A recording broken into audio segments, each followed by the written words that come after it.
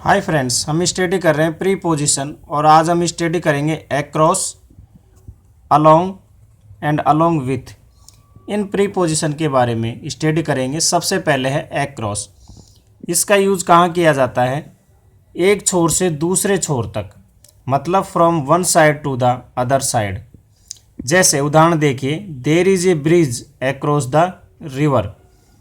ठीक है, तो नदी के आर पार एक ब्रिज है, मतलब एक छोर से दूसरे छोर तक एक ब्रिज है। नदी के एक छोर से दूसरे छोर तक ब्रिज है, तो इसके लिए हम अक्रॉस का यूज करेंगे जब एक one side to other side तक कोई जैसे ब्रिज है, इस तरह के लिए हम यहाँ पे अक्रॉस का यूज करेंगे। I can swim across the Ganges, यानी कि मैं गंगा के आर पार तैर सकता हूँ। तो मतलब एक छोर से दूसरे छोर तक मैं तैर सकता हूँ, इसके लिए हम अक्रॉस का यूज करेंगे। दूसरा है के उस पार, on the opposite side of.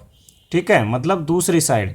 तो there is a park across the road, यानी रोड के उस पार जो है पार्क है। इसका मतलब ये हुआ कि रोड के उस पार एक पार्क है। या my office is just across the road, यानी कि मेरा ऑफिस रोड के जस्ट उस पार है। ठीक है ना, कि मतलब बिल्कुल उस पार है, कि मेरा कार्यालय सड़क के बिल्कुल उस पार है। तो इसके लिए हम अक्रॉस का यूज करेंगे के उस पार के लिए। दूसरा हमारा प्रीपोजिशन था अलोंग। अलोंग का मतलब होता है किनारे किनारे, इन द सेम साइड, यानी सेम साइड के लिए। जैसे he was walking along the road, यानी कि वह रोड के किनारे किनारे चल रहा था, या सहारे सहारे चल रहा था, यानी सेम साइड की रोड की तरफ। ठीक है, इसके लिए हम अलोंग का यूज करेंगे।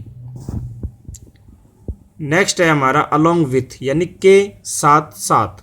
अलोंग विथ का अर्थ होता है के साथ साथ। जैसे Rajni went to Paris along with her brother, Rajni अपने भाई के साथ साथ पेरिस गई।